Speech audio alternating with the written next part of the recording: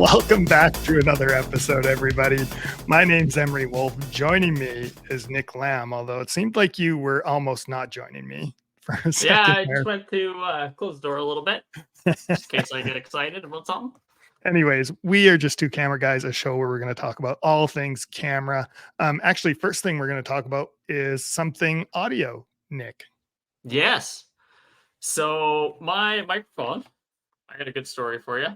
So it's the same mic that I use. Yeah, exact same mic. Great little mic. I took it. I was out of town for the week, basically, and I took it because I had a last second kind of voiceover recording to do. So I packed up the whole car, and it was just like a last second thing, and I thought, I'll just go grab that mic. So I took it, tucked it in the trunk, drove up to Saskatoon, and when I got there, I was like, that's weird. It's like a cable hanging out of my trunk. This is weird. What is going on? Like just dangling in the wind the whole way there, too? Just dangling in the wind. And it had obviously dragged for a while because it destroyed half of the USB ends on it. And then this is my gripe of the day, though. Oh, I looked at it. Oh, it's just a USB-C. Okay, cool. I'll just go buy a USB-C. It is not a USB-C. It is a USB something micro. Yeah, something like that. Yeah. Super annoying. So I've got this USB micro cable, but it's the same cord your cell phone in like 2003 probably used, Nick. So what's the problem? Yes, yeah. So there's like a couple lying around the house, but they don't work.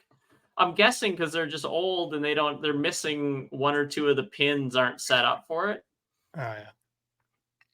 So what do you got rocking here for a bit of a setup then tonight? So my setup right now, get this, I've got this little clip on the top of my laptop. So I've got my laptop set up and I've got this and we're running StreamYard. And I've got this clip, and then on the back of it, my iPhone's it's got a magnet in it. So it's using the nice camera on my iPhone. So it's twisted around. So it's got the, your normal camera, not your selfie camera. Oh, yeah. And then I'm just using the audio on my phone because I toggled through laptop mic, AirPod mic, and the iPhone mic. And you said the iPhone mic sounded the best. Yeah, I'm actually, it's dumbfounding. Like, I actually even feel like if people were looking at this and knowing that I'm using my Canon camera with my L lens on it versus your iPhone, I don't even think people would tell the difference between that, let alone our audio. Maybe my voice might sound a little bit deeper because of the microphone. No, because actually you should cycle through your audio because I think it's running through your headphones right now and not your actual mic. Let's test it out. That seemed very clearly. That is your mic. Wow. Because the microphone would be up here on this. Yeah. No, you just must have been far enough away from it that it didn't have the normal booming tones. I'm gonna try to there. Maybe this will be better. Yeah. Anyways, that's what's going on with us right now. That's why Nick is, I was gonna say if you sound a little goofy, but you don't even sound that goofy to me. It's just I'm again flabbergasted that your iPhone is knocking us out of the park. It's nuts, isn't it? So good. Nick, you came up with a little bit of a plan for our show tonight. Where are we going? What are we jumping into? So, as you know or may not know, NAB's wrapped up. Did you catch any of the coverage from NAB? I did not. None of the coverage. Awesome. This will be a great talk. Settle in. Yeah. Buckle in, kids. We're in for a trip here. Yeah. Have you ever wanted to go to NAB? Let's start there. Honestly, no. Really? Let me rephrase that. Like years ago, I thought they would have been cool, or the consumer, whatever it's called, exhibition show, whatever it is. I thought they would have been cool, but now I'm just I don't care. So I'll tell you what, and this is a classic story of probably most of the people that go there. if I worked for large company X, I'd probably try to get them to send me there. But for me to make the trip there, get the hotels, get the tickets, flights, all that stuff, I could basically buy a new camera for the price of going there, right? If I do that kind of ratio. So is it really worth it for me to go? Maybe. Like it'd be fun. I still want to do it someday. Yeah, But like I think it would be cool. Some of the displays and stuff look cool, but like that, honestly, too, like if I'm a business and I am looking at sending you to this, I would just be mhm, like, what am I getting out of this? Why am yeah. I No, paying for I'm gonna have a fun time. So yeah, you okay, you pretended you're the business owner and I'm the person that wants to this? go. So I think I should go to NAB this year. Yeah. Do you know what? Actually, I think our buddy Matt Howard he went to NAB or one of them. I'm not too sure. I think it was NAB. We should There's a actually couple different. talk to him There's the about that. Vegas one, which is the huge one. I think they got one in New York, and they might even have a Toronto one now. Yeah. But I want to go to the one in Vegas because it's the huge one. So Yeah. So actually getting into this, so this all started with a video for us. I'm gonna add it back to the stage here. yeah, And yeah, so here's the thing. one of my favorites, You went through Lake Art this. now. You like a lot of the stuff on here. Yeah, well, so basically, the only sort of things that I didn't like of his, I didn't like his anamorphic lenses stuff because I don't have use for There anamorphic was a lenses. lot of anamorphic lens on here. I think he went But through the like 3 or first, 4 of them, right? yeah, the first thing that he went through was Sarmonic, I believe it was, has got a microphone. You know those clip-on microphones that everybody's using nowadays? Yep. It essentially looks like a button, and you can program whatever you want on the button itself. So Mhm. it just makes it so instead of making the clip-on part the annoying part, it's kind of trying to make it a feature, which I thought was kind of cool for a lot of those shoots. Yeah. Do you wanna hear my negative Um, Nancy side to it? yeah, let's hear the negative side. So, like, who cares? Why not just make it black? Why not just put tape on it? Yeah, no, it's true. Yeah, I can't. I can't fault what you're saying. So I've actually just, it's funny that we've talked about that because I've got some of these undercovers. I think we spoke on these before, Yeah. but these little beauties are sweet because they essentially encapsulate the whole microphone, but it Yeah. sticks it right onto the clothes or right onto somebody's skin. And it basically removes a ton of the mic noise. Works really well. But those clips are just so convenient, right? Like I've never used them, but they look so convenient. All those clip things also come with lav mics that you can do, so you can also hide them. And I actually find more value in that $2 product that you're bringing up. How much are those things? This, so I think that this cost 15 or 20 bucks or something like that. Sure. 20 And bucks. then A this is lot. another 15 or 20 bucks. Yeah. A And lot you more get, how many do value. you get? 30. Yeah. So there's a lot more value in that to me than putting a logo on a thing. That's just me. Yeah. I was just thinking maybe for somebody like you in a corporate setting, you put your business's logo on it while you're clipping on your boss or CEO or whatever. You're Yeah. doing a shoot. It might be kind of cool. No, I like watermarking just as good. Kind of like, hey, wait for it. Wait for it. Kind of like watermarking. Woo. Look at Yeah. that. Um, The next new item that he had, did you check out the LiDAR? So the DJI, it's I think they call it the LiDAR Pro. that is one of the things that I do like. We'll get to it. Right now, he's showing this really small smoke machine, which Oh, the again, smoke machine. What was it's it kind of called? cool. It doesn't matter. Ninja teeny smoker. It's cool, but again, have you ever used smoke? Yeah, I have about, Like in the let me last tell year? you, let me tell you the year. Pre-COVID.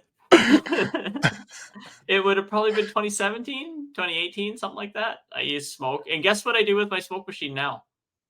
Eh, for Halloween. Yep. Every Um, Halloween so comes for out. people who maybe aren't familiar, I feel like most people are, but when you throw smoke into a scene, essentially it's like a fake way to get some depth to your shot. So it makes Yeah. everything look blurry and out of focus in the background. It also defines light. So what I used it for was I wanted to have a beam of light Yeah. really in focus going across the thing. So this helped.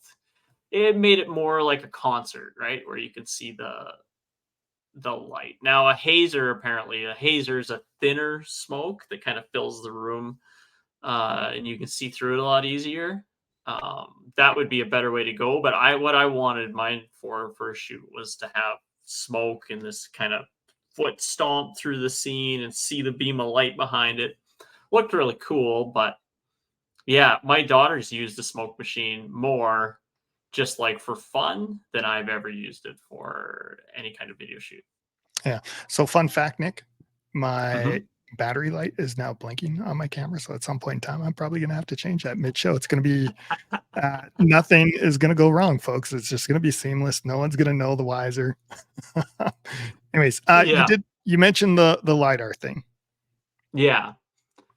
So they've we did a thing probably what is that, a year or two back on DJI and their LiDAR. The benefit that I found to LiDAR, now I've actually never used it, but the nice thing was that it would work with focus even if there was no light or low light. Is that correct? Yeah. And what this new LiDAR system that they've got essentially, so they're taking, they can go twice as far as it used to go. So you can still So go like twice as distance far. away from the camera. So That's like you correct. can That's what I'm focus on trying to say. something like 30 feet away as opposed to 15 feet. Yeah. But they've got an attachment on there that what they're doing is they're essentially enabling autofocus on manual lenses. So you can take your manual old lens, which a lot of the, I'd say 99% of the cinema lenses are manual lenses, and turn them into an autofocus lens, which is cool. Now, the one thing that I didn't get to the bottom of with this is, does this only work with the DJI camera in their ecosystem, or could you use this on a different camera? I would think you could use it on like the camera doesn't matter. So it would work with like the Ronin and stuff like that, or on its own to attach to the lens. Um, to wrap some stuff around this here too. Um, I own a Ronin. I think it's like one of the original Ronins as well. Um, and with that, I also have a bar and focus system with it that can Mm-hmm. attach to any lens, anything. So it's just like any other focusing system. The big difference is that it does not have LiDAR. You have to like manually do it all yourself. So it's kind of a pain in the butt. And you're probably just missing things just slightly every now and again, where LiDAR basically you can make it like 100% perfect almost every time. Um, so those are the big differences for me. So it's always been there. You can attach it to anything, any camera, any lens. Um, but now it comes with some LiDAR automation. Ooh, and the grip handle thing was actually kind of cool Yeah. too, because it was not like that on the original Ronin. I forget working. Oh, I had like a little twisty dial thing that I could attach to the side. So you'd be holding your Ronin underneath and then trying to twist it with your other hand right beside it is a little awkward. Yeah. No, that's cool. It looks fantastic as far as I'm concerned. I'd love to try it out someday, but Yeah, um, we'll see. Oh, you want to go right to Adobe? absolutely. It You is the check next thing this in the out? video list. Yeah, Okay. Um, I love that he just walked away mid show. Just just closing the door.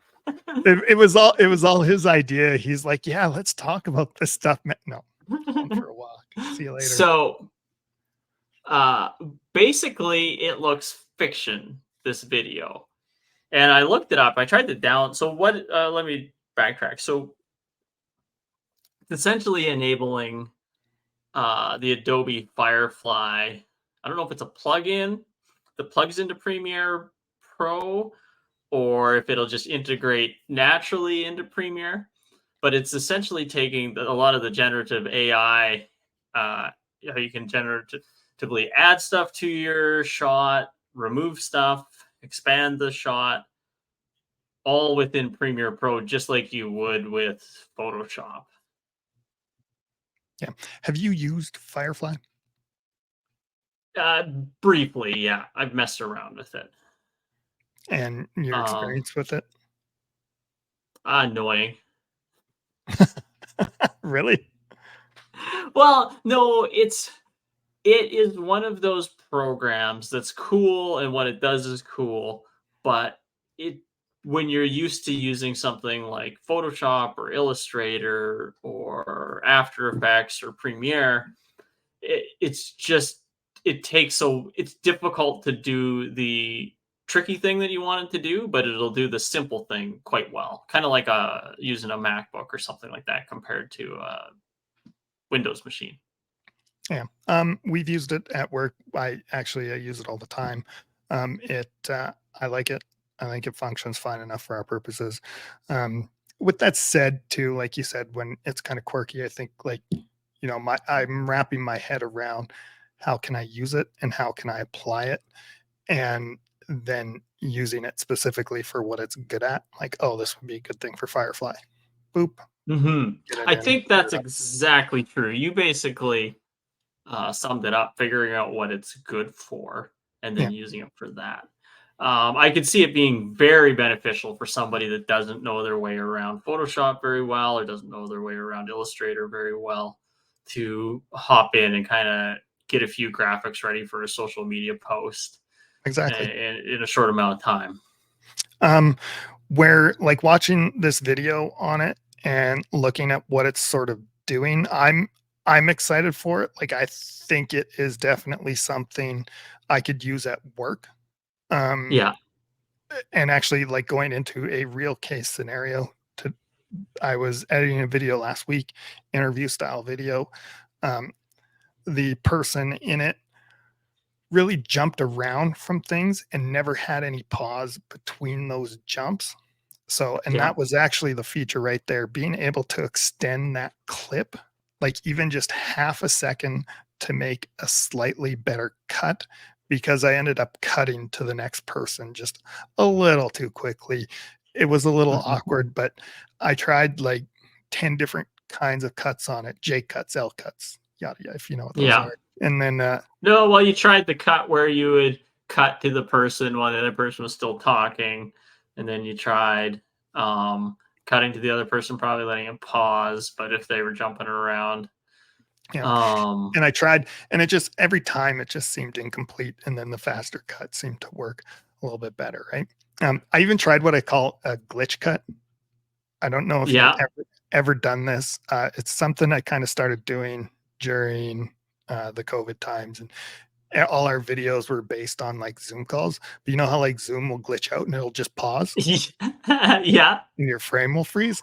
What I started doing, if I really badly needed a cut, I would just take that one spot, make a still of that, drop it in, and just let it glitch for like that split second, and then jump them into the next part. Like nobody ever That's questioned it. clever.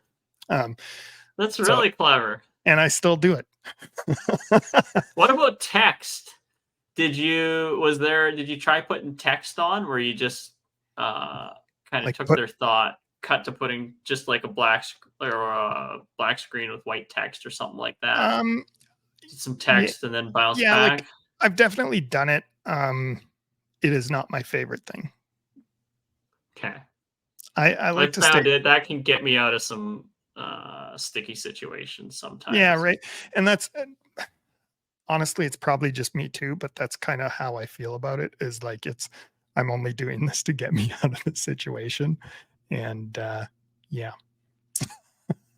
So then I just feel weird about it. Not sure that's worth cutting it out. Um, yeah, not too sure if I lost Nick there or not. Uh, kind of sounds like I did. Um, next thing he goes on here after this is a couple different cameras, some stuff from Blackmagic here, which he didn't really seem that impressed with. Then another anamorphic lens, which again, I'm sure is great if you're shooting anamorphic stuff. Not really my jam. Good example of it there. And then the next one is this absurdly, like, I don't even know how I feel about this, but I worked on a show years ago that used something called the Ultimate Arm, and this seems to be like the smaller version of it. So basically, it's just a gimbal that can sit on your car, but then it's a gimbal with a gimbal.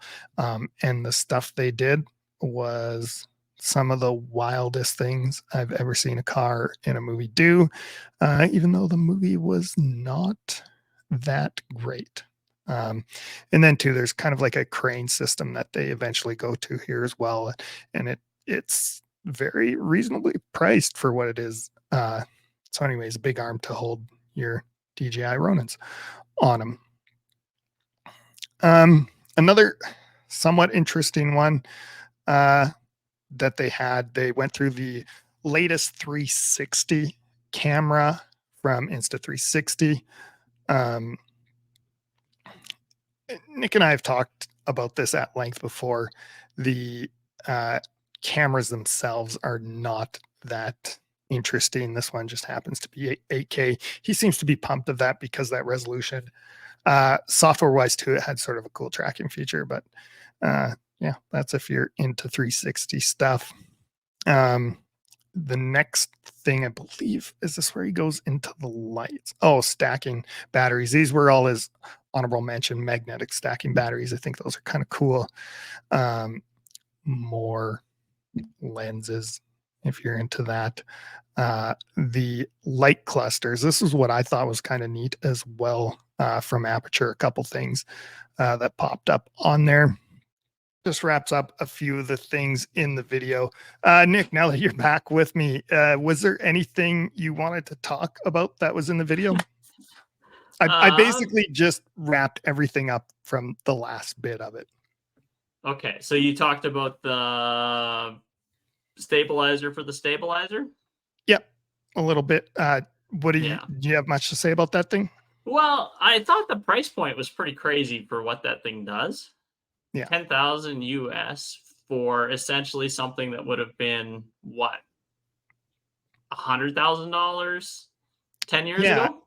Funny you say that because I never mentioned that. Did you work on hybrid where they use the Ultimate Arm? Mm-hmm. Was I that was one of the the second craziest? assistant on that show. Yeah, was that one of the craziest things you've ever got to see? Yeah, that was nuts. So that one there, so they had a driver in the car. It was essentially a giant crane attached to a car, like essentially welded to a car. It was this thing on steroids. Yeah, but it was like a big techno crane that it essentially attached to the car, and it had the stabilizer stuff in it. But they had the driver, and then they had a spotter in the car. But then they had it had multiple points of operation so that it would move. Somebody was moving the jib itself. Somebody was moving the camera, and then I can't remember if the focus puller also rode in the car or if they stayed off separate. I think the focus puller was off separate. I think it was only 3 people in the car. But yeah, the jib arm itself. Maybe the camera operator was separate too. I think he was in the car. Maybe. Anyways, the jib arm could go 360 around the camera, so a little slightly different than what this thing is. But again, for the money and what it is, yeah, if you're making like a commercial for a vehicle, why not? Well, that thing would be, you totally buy that for a single commercial if it was a car commercial or something like that. The other one on here I thought you might talk about was the 360 camera. Did you care? Well, I need to know why I should care because everybody's talking about this camera and I just can't seem to get excited about it. But everybody's so pumped. What's going on? It's how you make money, but Oh, you're saying they're all ads? Yeah, probably. All the influencers, right? Talking about them, probably getting paid to do it. You're probably right. I mean, Because McKinnon was pumped about it. Probably a paid ad. He's pumped about it. Probably a paid ad. I'm guessing it was a paid ad because he's doing a 20-minute talk on it. yeah. I don't know what. I just don't see, like, why should I get excited about a Pocket 360 camera? I have no idea.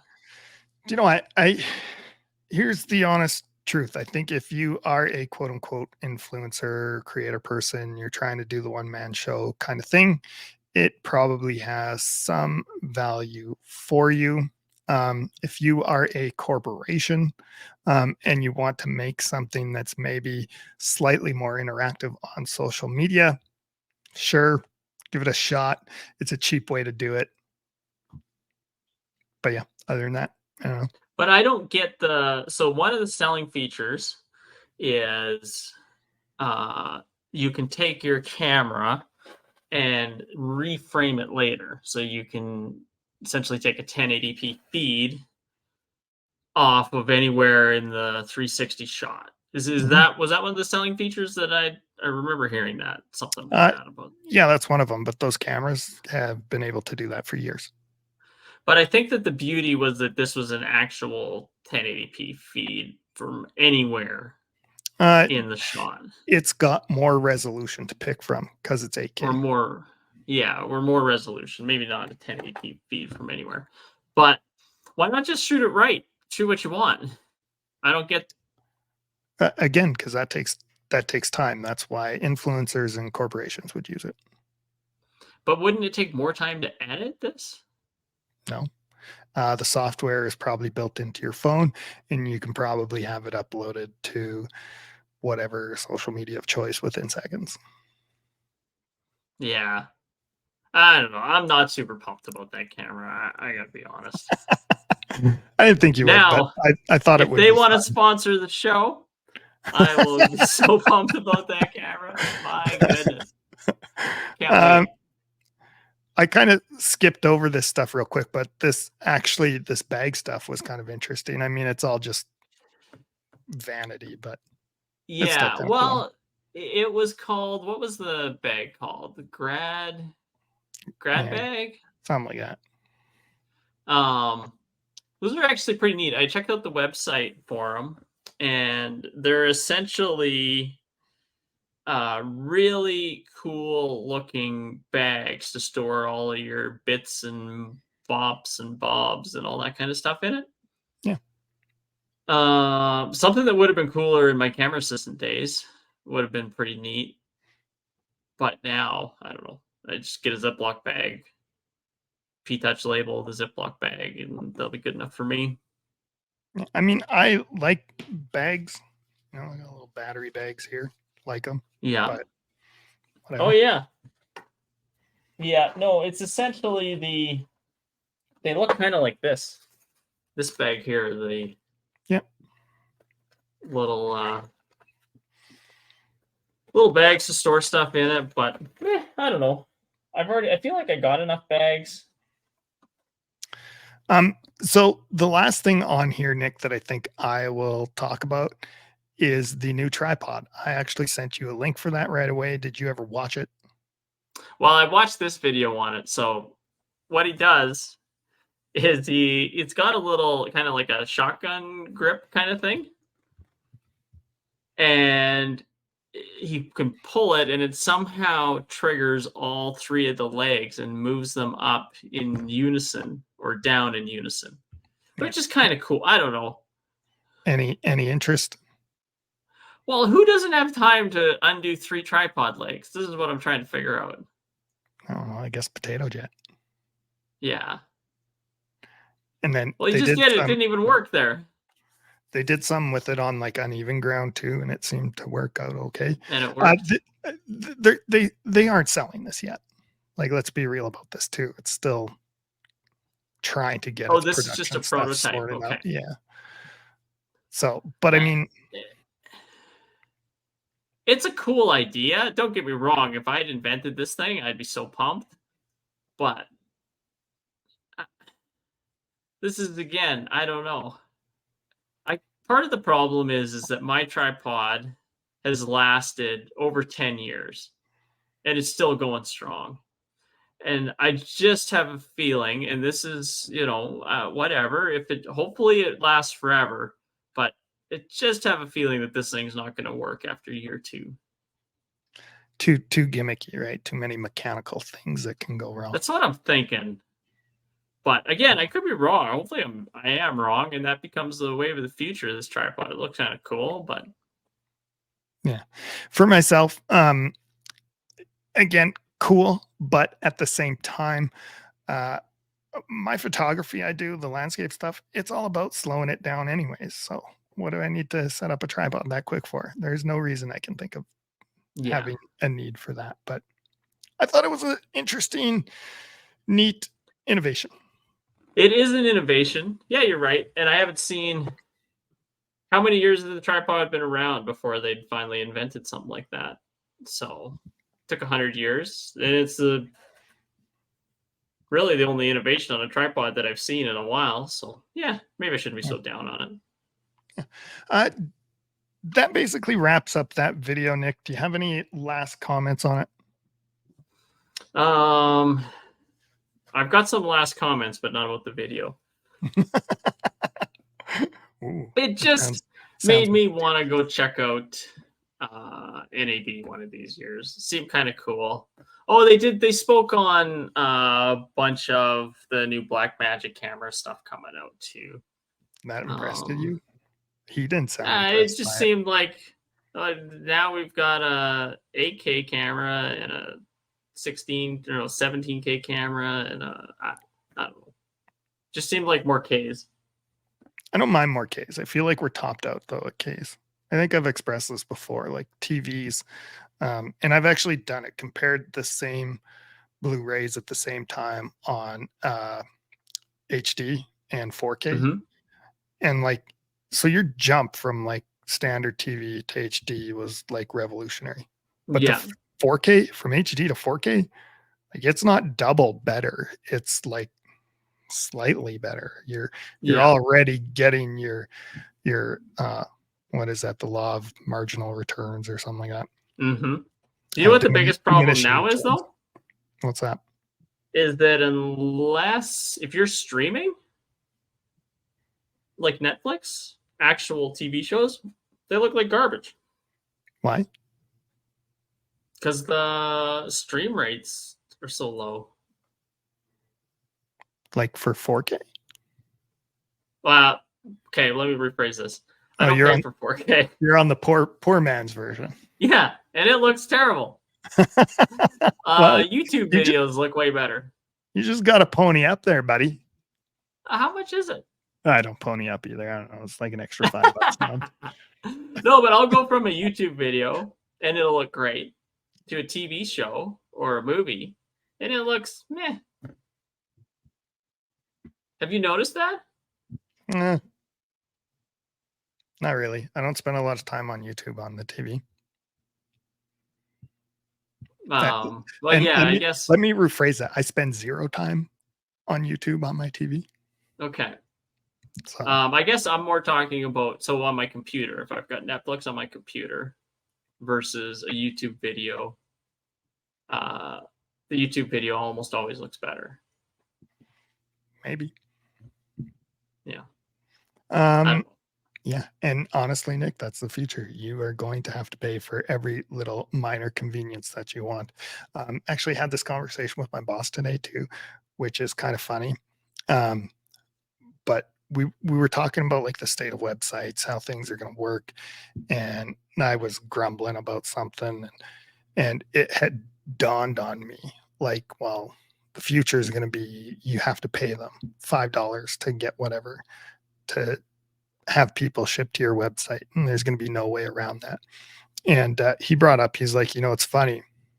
If you look at science fiction films, which there's been a lot of things from science fiction that have become real. Mm-hmm. But if you look at science fiction films, when they show like the upper class. They're living in their high ivory towers. There's nothing wrong with them. Perfect life, right? Barbie life. And then when they go to a lower class, when you think of like for even Star Wars, The Fifth Element, so many different sci-fi movies, Total Recall, you go to the lower one, what do you see? What's that? Advertisements. Oh yeah. So the upper class is just paying for those minor convenience, not to get ads, not to get whatever else. And yeah, that really does seem like the future. Mm-hmm. Yeah, So Netflix is going that way. So yeah, that's actually a topic for another day. But yeah, so and all that stuff is going to be like that. You're going to have to pony up for it, or you're going to be poor like us, and you won't be able to afford it, and you're going to have to suffer with ads and swindlers, all these or other choose not to things. watch it. Yeah, that is a bold concept, Nick, in this day and age. Choosing not to be a consumer. Yeah. Cool. Do you know what too? I really wish I'd thought about this an inkling before we did this episode, because like I said, I'm pretty sure it was NAB that Matt Howard went to. I kind of want to talk to him. Maybe we'll have an update for everybody on the Oh next yeah. show, what it all went. So I'll send him a text and get chatting That to would him have been about that. good to get the guy that actually went to NAB on the NAB show. Yeah. Crazy Weird, thought. Crazy. But hey, this is how we plan. Anyways, Nick, I think that's good enough for a show. I think we should wrap it up. Unless you said you had some other closing comments. Yeah. Just, I can't stress this enough. When you put all your gear in your trunk, just do a little walk around. Just make sure it's all actually in there. Yeah, there you go. Tip of the week from Nick Lamb. Tip of the week. Doesn't hurt. Takes what, 10 seconds to do a little walk around. There we go. Making everybody's lives better each and every day on Just Two Camera, guys. You know what, everybody, have a great night. We will leave it at that, and thanks for watching. Oh, I gotta hit the button. Get the song. There we go. Nice.